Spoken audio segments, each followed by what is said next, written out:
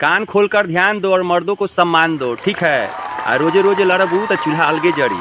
ऐसा हम नहीं कर रहे हैं, ऐसा भोजपुरी के पावर स्टार कर रहे हैं। जी हाँ, तो भाई लोग आज ये गाना आया है, जी हम मीरा म्यूजिक से गाना आया है। भैया क्या बोले, हम एकदम तहलका मचा दिए हैं। इतना अच्छा गाना लाए हैं, एक पारिवारिक गाना है, पति पत्नी के नोक झोंक वाला गाना है।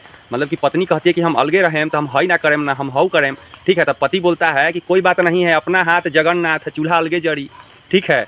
तब भाई ये गाना सुनकर ना इंद्र भगवान एकदम खुश हो गए हैं।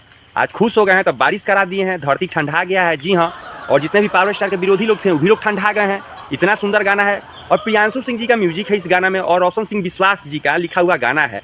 और भैया जब भी रोशन सिंह विश्वास जी गाना लिखते हैं तो मत कहिए भैया दिल मेरा जीत लेते हैं। एक एक दिल है, कई बार जीतिएगा आप लोग, समझ में नहीं आता है। खैर गाना तो बहुत सुंदर है भैया। मतलब कि अभी ज़्यादा 1-2 दिन नहीं हुआ है, अभी 8-9 घंटा ही हुआ है। जी हाँ, और ये गाना 1 मिलियन व्यू क्रॉस कर चुका है। जी हाँ, और इस पर रील्स भी बहुत जल्दी से बनने लगा है। तो बहुत बेजोड़ गाना है, आप लोग इस गाना को जाकर सुनिए, ठीक है। और जो लोग नहीं सुने हैं वो जाके इस गाना को सुनिए, मीरा म्यूजिक चैनल पर इस गाना है। और मैं बता दूं, इस गाने का क्वालिटी बता दूं, भैया एकदम देसी क्वालिटी वाला गाना लेके आए हैं, ठीक है। अब गाने का जो बैकग्राउंड है बहुत सुंदर है, गाना का बैकग्राउंड मतलब कि बहुत मज़ा आया। बहुत दिन के बाद लगा ना कि भैया हाँ भोजपुरी का मज़ा मिला, एकदम भोजपुरी का रस एकदम कूट कूट के भर दिए हैं पावर स्टार पवन सिंह जी, भर दिए हैं। और शिवानी सिंह जी और पावर स्टार का जब भी कोई गाना आता है तो भैया वो गाना सीधे मार्केट में ब्लास्ट कर जाता है।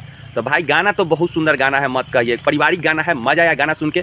मतलब कि थोड़ा बहुत कॉमेडी भी गाना में है, और नारा तो भैया इतना लग रहा है गाना में कि मत कहिए। हाँ, मतलब कि बहुत सुंदर गाना है, हम जितना बड़ाई करें उतना कम है।